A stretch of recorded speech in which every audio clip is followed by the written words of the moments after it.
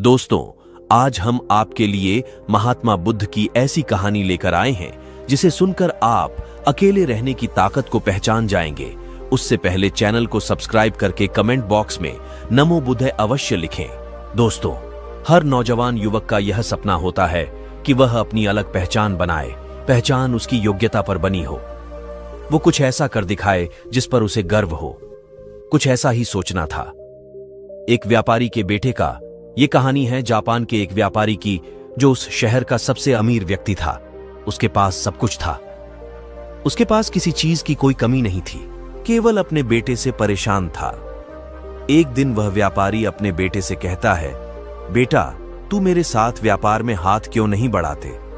तुम्हें व्यापार के तौर तरीके सीख लेने चाहिए, क्योंकि भविष्य में तुम्हें यही तो करना है। यदि तुम व्यापार में हाथ नहीं बढ़ाओगे तो फिर क्या करोगे? वह नौजवान युवक अपने पिता से कुछ नहीं कहता, क्योंकि उसका व्यापार में बिल्कुल भी मन नहीं लगता था। वह दिन भर मार्शल आर्ट्स की किताबें पढ़ता और जब भी कोई समुराई शहर में आता तो वह पूरा समय उसी के पीछे पीछे घूमता रहता। एक बार पूरे परिवार के सदस्यों ने मिलकर उसे समझाने की कोशिश की।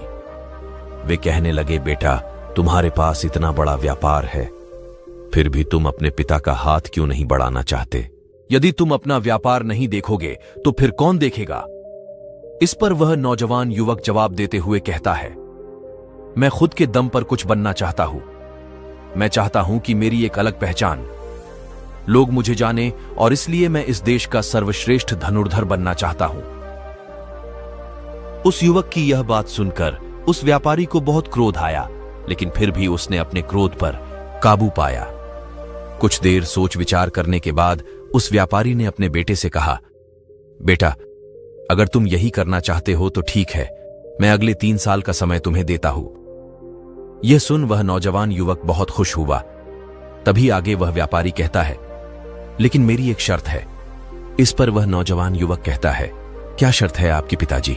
उसके पिताजी अपने बेटे से कहते हैं, देखो, मैं तुम्हें अगले 3 साल का समय तो दे रहा हूं, लेकिन तुम्हें हर साल मुझे यह बताना होगा कि तुम क्या कर रहे हो और तुमने उसमें कितनी उन्नति कर ली है। यदि तुम मुझे अपने काम से संतुष्ट कर पाए तब तो ठीक है, वरना तुम्हें मेरे साथ मेरे व्यापार में हाथ बढ़ाना होगा। नौजवान युवक काफी सोच विचार कर अपने पिता से कहता है, ठीक है पिताजी, मुझे आपकी शर्त मंजूर है। उसके ठीक 2 दिन बाद वह नौजवान युवक अपने पिता की आज्ञा लेकर धनुर्विद्या सीखने के लिए घर से निकल पड़ता है और वह कई दिनों की यात्रा करके एक गुरु के पास पहुंचता है।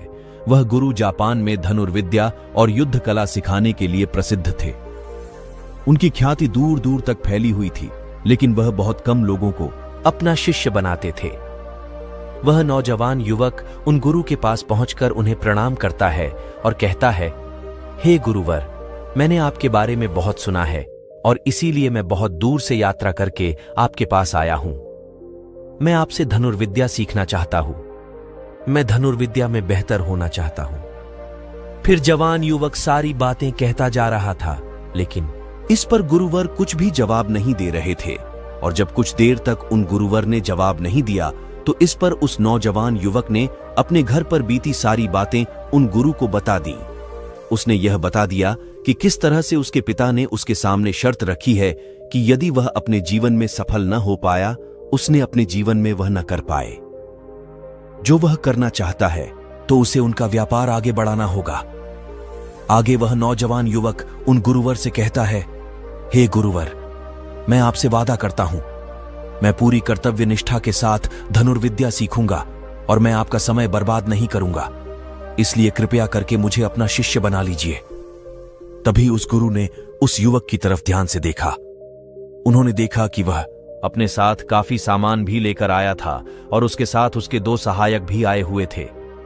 तभी उन गुरु ने कहा, सबसे पहले यदि तुम धनुर्विद्या सीखना चाहते हो तो तुम्हें इन चीजों को छोड़ना होगा, इन चीजों का त्याग करना होगा, इसलिए इन कीमती सामानों को वापस अपने घर भेज दो। उस नौजवान युवक ने गुरु की आज्ञा का पालन किया। उसने सारा सामान अपने सहायकों के हाथों वापस घर की ओर भेज दिया। आगे गुरुवर उस नौजवान युवक से कहते हैं, देखो, यदि तुम धनुर्विद्या सीखना चाहते हो तो तुम्हें 2 शर्तें माननी होगी। इस पर वह नौजवान युवक कहता है, गुरुवर, आप जैसा भी कहें, मैं सब करने के लिए तैयार हूं, लेकिन मुझे अपना शिष्य बना लीजिए। तभी गुरुवर उस युवक को पहली शर्त बताते हुए कहते हैं, तुम्हें यहां पर सामान्य लोगों की तरह ही अपना जीवन बिताना होगा और सारे कार्य तुम्हें खुद ही करने होंगे। इस पर नौजवान युवक कहता है, जी गुरुवर, जैसा आप कहें। आगे गुरुवर उस नौजवान युवक को दूसरी शर्त बताते हुए कहते हैं, यदि एक बार तुम्हें धनुर्विद्या की शिक्षा को ग्रहण करना शुरू कर दिया तो तुम्हें उसे पूरा करना ही होगा। तुम इस बीच उसे छोड़कर नहीं जा सकते। इस पर वह नौजवान युवक कहता है, ठीक है, आप जैसा कहें, मुझे सब मंजूर। उन गुरुवर ने उस नौजवान को अपना शिष्य बना लिया, लेकिन वो नौजवान ये नहीं जानता था कि उनके सिखाने का तरीका बहुत अलग था। एक दिन उन गुरुवर ने उस नौजवान युवक को अपने पास बुलाया और कहने लगे, बेटा, जैसे तुम उठते बैठते हो, चलते फिरते हो, जैसे तुम सांस लेते हो, वैसे ही तुम निशाना भी लगाते हो। इसलिए सबसे पहले तुम्हें सचेत होना होगा। तुम्हें जानना होगा कि तुम क्या कर रहे हो, तुम किस अवस्था में हो। तुम्हें जागरूक होने की आवश्यकता है, इसलिए आज से ही सचेत होकर सारे काम करना शुरू कर दें, और ऐसा तब तक करो जब तक यह तुम्हारा स्वभाव न बन जाए। उस युवक ने उन गुरुओं की बात मान ली। वह एकाग्र होकर अपने कामों पर ध्यान देने लगा। वह अपने चलने फिरने, अपनी सांसों पर ध्यान केंद्रित करने लगा। सुबह उठकर वह अभ्यास करता और ध्यान किया करता। शाम के 6 बजे से वह एकांत रहता और ध्यान किया करता। ध्यान करने के बाद करीब 9 बजे के बाद वह सो जाया करता और ठीक सुबह 4 बजे उठकर वह धनुर्विद्या का अभ्यास करने लगता है। और यह सब उसे एकांत में रहकर ही करता था, और यह सारी क्रियाएं दोपहर के 2 बजे तक यूं ही चलती रहती। और इस समय के दौरान न तो कहीं जाना और ना ही किसी से मिलना, यहां तक कि उस युवक को किसी से बात करने की भी कोई अनुमति नहीं थी। और बचे हुए 4 घंटे अर्थात दोपहर को 2 बजे से शाम को 6 बजे तक वह बाकी सभी शिष्यों के साथ मिलकर आश्रम की देखरेख करता है। और वह नौजवान युवक भी अब तक पूरा मन लगाकर सीखने की कोशिश कर रहा था। लेकिन जैसे जैसे समय बीतता जा रहा था, उस नौजवान युवक का जोश ठंडा पड़ रहा था। अब उसके लिए उस आश्रम में एक एक पल बिताना बहुत मुश्किल हो रहा था। अब उस नौजवान युवक ने अपने गुरु की बातों को अनदेखा करना शुरू कर दिया था। सुबह उन सभी नियमों को तोड़कर अपने सभी गुरु भाइयों के साथ मिलकर गप्पे लड़ाने लगा था। वह उन्हें अपने व्यापार की बातें बताता, उसके पास क्या कुछ है। और उस नौजवान युवक को इतना अमीर पाकर कई लोग उसके मित्र भी बन चुके थे, क्योंकि वह सोचते थे कि यह तो अमीर व्यापारी का बेटा है, कभी ना कभी तो भविष्य में कोई ना कोई फायदा हमें अवश्य मिलेगा। देखते ही देखते उस नौजवान युवक और बाकी लोगों की दोस्ती और भी गहरी होती जा रही थी। अब से वह नौजवान युवक रात को सोने की बजाय अपने मित्रों के साथ मिलकर आश्रम से कहीं दूर भाग जाया करता था। जंगलों में जाकर गप्पे लड़ाता था, मौज मस्ती किया करता था, और इस कारणवश वह सुबह उठ नहीं पाता था और इसी वजह से वह कभी ध्यान भी नहीं कर पाता था। एक दिन उन गुरुवर ने उस नौजवान युवक को अपने पास बुलाया और उससे कहने लगे, बेटा, मैं जानता हूं कि तुम रात को आश्रम में नहीं रहते हो और ना ही तुम एकांत में रहकर अभ्यास कर रहे हो। मैंने तुमसे पहले ही कहा था, यदि तुम्हें एक बार धनुर्विद्या की शिक्षा को आरंभ कर लिया तो तुम्हें इसे पूरा करना ही होगा। और तो और तुमने मुझसे वादा किया था कि तुम पूरी कर्तव्य निष्ठा के साथ धनुर्विद्या की शिक्षा को ग्रहण करोगे और मेरा समय बर्बाद नहीं करें। और यदि तुम ऐसा ही करते रहे तो 1 साल बाद जब तुम्हारे पिता तुमसे पूछेंगे कि तुमने इस 1 साल में क्या किया, तुमने उसमें कितनी उन्नति की, तो तुम उन्हें क्या जवाब दोगे? उस वक्त उन्हें क्या मुंह दिखाओगे? इस पर वह नौजवान युवक कहता है, हे गुरुवर, आप सत्य कहते हैं। जब मैंने शुरू किया था तो मेरे अंदर उत्साह था, मेरे अंदर धनुर्विद्या सीखने की जिज्ञासा थी, लेकिन तब मैं यह नहीं जानता था कि मुझे अकेले रहकर अभ्यास करना होगा। एकांत रहकर मैं थक चुका हूं और यह मुझे बहुत कठिन लगता है। मेरा एक एक पल जैसे मुझे काटने को दौड़ता है। जब भी मैं ध्यान करने बैठता हूं तो मेरा मन यहां वहां भागता रहता है और मैं ध्यान नहीं कर पाता। इसी कारण मेरी चिंता और भी बढ़ जाती है। मुझे समझ नहीं आता कि यदि मैं ध्यान नहीं कर पाऊंगा, मैं अपने अभ्यास को पूरा कैसे कर पाऊंगा। और साथ ही जब मैं एकांत में रहता हूं तब भी मेरे मन में तरह तरह के विचार चलते रहते हैं। मैं इनसे पीछा छुड़ाना चाहता हूं, लेकिन मैं इनसे पीछा छुड़ा नहीं पाता।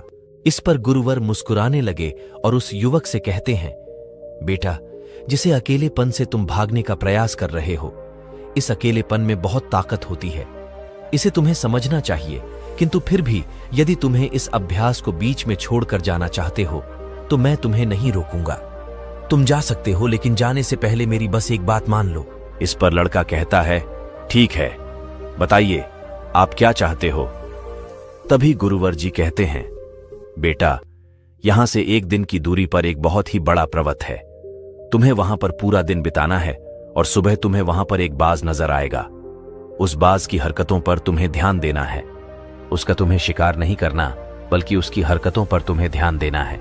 वह क्या कर रहा है, क्यों कर रहा है, उसे ध्यान से देखना है।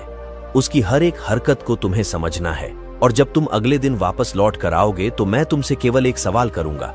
यदि तुमने उस सवाल का सही जवाब मुझे दे दिया तो मैं तुम्हें जाने से बिल्कुल भी नहीं रोकूंगा। उस नौजवान ने काफी कुछ सोच विचार किया और उसके बाद वह गुरु की बात मान जाता है। वह उन्हें प्रणाम करके उस पहाड़ की चोटी की ओर चल पड़ता है। देखते ही देखते वह 1 दिन का सफर तय करके उस पहाड़ की चोटी पर पहुंच गया और उसने पूरी रात वहीं पर सोया और अगली सुबह होने से पहले ही बाज को ढूंढने लगा। वह जब यहां वहां देख रहा था तभी उसकी नजर उस पहाड़ की चोटी पर पड़ी। उसने देखा कि एक सुनहरा बाज चट्टान की चोटी पर बैठा हुआ था और पहाड़ के नीचे घाटियों की ओर ध्यानपूर्वक देख रहा था। वह युवक उस बाज को देखकर झुक गया और छुपकर उसकी सारी हरकतों पर नजर रखने लगा।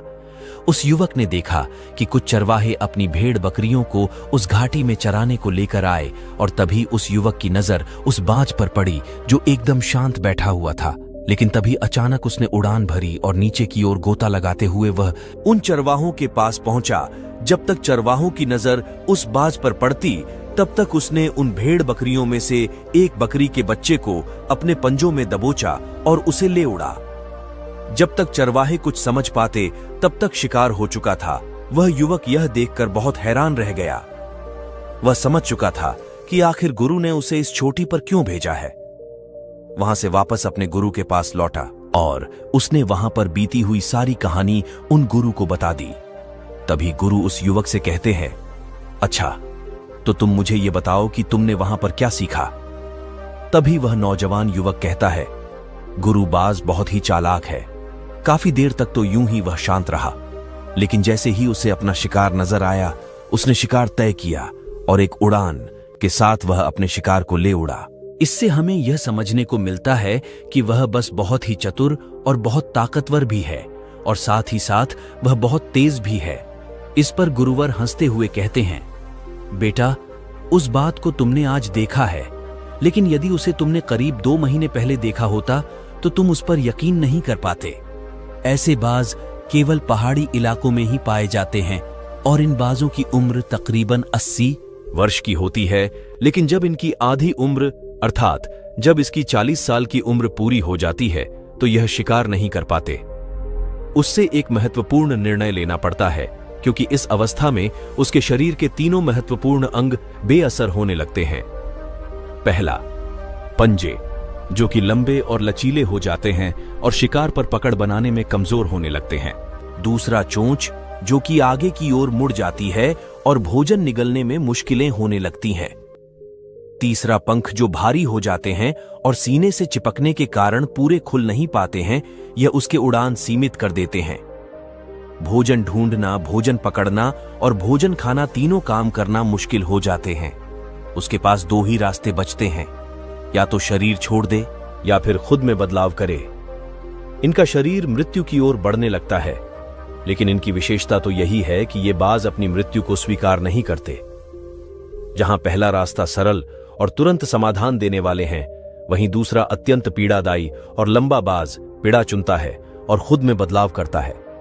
वह धीरे धीरे उड़ान भरकर किसी ऐसी जगह पर जा पहुंचते हैं जहां बहुत शांति होती और वहां अपना घोंसला बनाता है।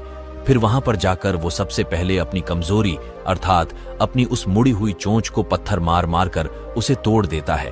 अपनी चोंच तोड़ने से ज्यादा पीड़ादायक कुछ भी नहीं। पक्षी अब वह इंतजार करता है चोंच उगाने का। उसके बाद वह अपने पंजे भी उसी प्रकार तोड़ देता है और इंतजार करता है पंजों के दोबारा उगाने का, और देखते ही देखते इनके पंजों में नए नाखून आते हैं। नई चोंच और पंजे आने के बाद वह अपने भारी पंखों को एक एक कर नोच कर निकालता है और प्रतीक्षा करता है पंखों का फिर से उगाने का। और इस क्रिया में पूरे 3 महीने लगते हैं और 3 महीनों के अंदर इन बाजों का एक नया पुनर्जन्म होता है और तब उसे मिलती है वहीं भव्य और ऊंची उड़ान पहले जैसी नहीं। इस पुनर्जन्म के बाद वह 30 साल और जीता है। ऊर्जा, सम्मान और गरिमा के साथ आगे गुरुवर इस युवक से कहते हैं, तुम उस बाज की तारीफ कर रहे हो जो अकेले रहना पसंद करता है, शांत रहना पसंद करता है, जो पूरे 3 महीने एकांत में रहकर तपस्या करता है, अपने आप को शिकार के लायक बनाता है, तब जाकर वह कहीं शिकार करने योग्य बन पाता है। तुमने देखा होगा कि जो भी ताकतवर इंसान है वह हमेशा एकांत ही रहता है, लेकिन जो व्यक्ति कमजोर है, जिसके अंदर तरह तरह की कमियां हैं, वह लोगों के बीच छुपाने का प्रयास करता है। आगे गुरुवर उस लड़के से कहते हैं, मेरी बात ध्यानपूर्वक सुनो। यदि तुम अपने जीवन में सफल होना चाहते हो, अपनी पहचान बनाना चाहते हो, तो सबसे पहले दिशाहीन से दृढ़ निश्चय वाले बनो। क्योंकि जब तुम खुद के लिए समय निकालते हो, जब तुम एकांत रहने का चुनाव करते हो, तो तुम दिन में जो भी काम कर रहे हो उस पर तुम ध्यान दे पाते हो, तुम सचेत हो पाते हो और साथ ही तुम किसी भी चीज पर सही निर्णय भी ले पाते हो। और एकांत आपको हमेशा कुछ न कुछ नया सिखाता ही रहता है। आगे गुरुवर उस युवक को दूसरी बात बताते हुए कहते हैं, आज जो मौका तुम्हारे पास है वो मौका तुम्हें दोबारा नहीं मिलेगा। इसीलिए इस मौके की कीमत को समझो, क्योंकि तुम्हें एकांत खुद को बनाने के लिए मिला, तो अपने जीवन में देखो, उसे समझो और उन कमियों को दूर करो। तुम तो बड़े शहर से हो और तुमने यह भी देखा होगा कि शहर के लोग अपना पालन पोषण करने के लिए दिन रात मेहनत करते रहते हैं। ना तो उनके पास सीखने का समय है और ना ही एकांत में रहने का, इसलिए वह कभी भी खुद को जान तक नहीं पाते। यह अकेलापन के संघर्ष जिसे तुम व्यर्थ समझ रहे हो और जिसे तुम यूं ही बर्बाद कर रहे हो, यह मौका तुम्हें कुछ बनने के लिए मिला है और यह मौका दोबारा लौटकर वापस नहीं आएगा। आगे गुरु उस युवक को अगली बात बताते हुए कहते हैं, जिन लोगों के साथ तुम घूमते रहे हो, जिनके साथ गप्पे लड़ा रहे हो, जिनके साथ अपना समय काट रहे हो, उन्हें तो खुद तक नहीं पता कि वह क्या कर रहे हैं। उन्हें खुद इस बात का एहसास नहीं है कि वह खुद अपना कितना बड़ा नुकसान कर रहे हैं। तुम ऐसे लोगों के साथ अपना समय बिताते हो तो अवश्य ही तुम भी दिशाहीन हो जाओगे और तुम भी यह समझ नहीं पाओगे कि तुम्हें अपने जीवन में क्या करना है। शुरू में तुम्हें अकेले रहने में थोड़ी तकलीफ जरूर होगी, लेकिन धीरे धीरे आपको इसके साथ रहने की आदत पड़ जाएगी। इसलिए अकेलेपन का इस्तेमाल एकांत में रहने के लिए करो और अपना उद्देश्य याद रखो। यह याद करो कि तुम यहां पर क्यों आए थे और तुमने अपने जीवन में क्या लक्ष्य तय किए थे। गुरुवर के इतना कहने के बाद वह युवक सोचने लगा। वह यह समझने लगा कि आखिर वह यहां पर क्यों आया था। तब उसे याद आया कि उसके गुरु ने उसे क्या कहा था कि अपने अकेलेपन का इस्तेमाल करो, क्योंकि अकेलापन ही एकांत बन जाएगा और वह तुम्हें आगे बढ़ने मैं तुम्हारी मदद करूंगा। दूसरी बात, अभ्यास में संतुष्टि ढूंढो, क्योंकि उस युवक के गुरु ने कहा था कि सारा ध्यान केवल अभ्यास में लगाना, इसके अलावा कुछ और पाने की कोशिश नहीं करना। क्योंकि जब हम कहीं और जाने की या कुछ अलग पाने की कोशिश करने में लग जाते हैं, तब हम अपने मन के बनाए हुए जाल में फंसते चले जाते हैं और हमारा संबंध वर्तमान से टूट जाता है। और तब हमें ऐसा लगने लगता है जैसे हम कहीं पर फंसे हुए हैं। हम बहुत दुखी हैं, हम बहुत निराश हैं और कहीं पर पहुंच नहीं पा रहे। और इसी के साथ उस नौजवान युवक को उन गुरु की तीसरी बात भी याद आती है कि प्रकृति में ध्यान करो। जब भी तुम्हें समय मिले तो किसी एकांत जगह पर या फिर किसी पेड़ के नीचे, और हमारा संबंध वर्तमान से टूट जाता है और तब हमें ऐसा लगने लगता है जैसे हम कहीं पर फंसे हुए हैं। हम बहुत दुखी हैं, हम बहुत निराश हैं और कहीं पर पहुंच नहीं पा रहे। और इसी के साथ उस नौजवान युवक को उन गुरु की तीसरी बात भी याद आती है कि प्रकृति में ध्यान करो। जब भी तुम्हें समय मिले तो किसी एकांत जगह पर या फिर किसी पेड़ के नीचे बैठकर ध्यान करो। केवल अपनी सांसों पर ध्यान दो। विचार खुद बखुद शांत होने लगेंगे। और जब तुम्हारे विचार शांत होने लगेंगे तब तुम्हें आभास होगा कि तुम प्रकृति के साथ जुड़े हुए हो, तुम इस धरती के साथ जुड़े हुए हो। ऐसा करने से अकेलेपन का भाव हमेशा हमेशा के लिए खत्म होने लगेगा और तब तुम यह जान पाओगे कि यह पल ही वह अवसर है जहां तुम खुद को पूरी तरह से जान सकते हो। अभी तुम अकेलापन का फायदा उठा सकोगे और इसी तरह से अकेलापन को जीता जाता है। इन सभी बातों को ध्यान करके उस युवक ने यह निश्चय किया कि वह आश्रम छोड़कर कभी नहीं जाऊंगा। अपने जीवन में कोई लक्ष्य प्राप्त करना चाहते हैं तो कुछ अलग पाने का प्रयास छोड़ दें, क्योंकि जब हम कुछ अलग और कुछ खास पाने का प्रयास करने लग जाते हैं तब हम यह भूल जाते हैं कि हमारा लक्ष्य क्या है और हम अपने लक्ष्य से दिशाहीन होने लगते हैं और इसी कारण हम अपने लक्ष्य तक कभी पहुंच नहीं पाते, क्योंकि हमारा मन हमें कुछ अलग पाने के लिए निरंतर प्रेरित करता रहता है। कहीं नहीं जाएगा जब तक कि वह अपने इस लक्ष्य को प्राप्त नहीं कर लेता। यहां पर एक सर्वश्रेष्ठ धनुर्धर बनने आया था और वह यहां से सर्वश्रेष्ठ धनुर्धर बनकर ही जाएगा। इसके बाद वह अगले ही दिन से अभ्यास में पूरी तरह से लीन हो गया। साथियों, आप अपने जीवन में अपनी पहचान बनाना चाहते हैं और इसी कारण हम अपने मन के जाल में फंसते चले जाते हैं और हम अपने लक्ष्य पर ध्यान नहीं दे पाते। इसीलिए अपने जीवन में यदि आपको कोई लक्ष्य हासिल करना है तो अधिक पाने का प्रयास छोड़कर केवल अपने अभ्यास पर ध्यान केंद्रित करें और देखना कि आप जरूर ही अपने लक्ष्य को प्राप्त कर पाएंगे। दोस्तों, आपने आज के इस वीडियो से क्या सीखा वह मुझे आप कमेंट में बता सकते। इस वीडियो को उस इंसान को शेयर करें और उसी के ठीक बाद चैनल को सब्सक्राइब करें। बोध ज्ञान गंगा चैनल आपको ऐसी वीडियो लाता रहेगा। नमो बुद्धाय।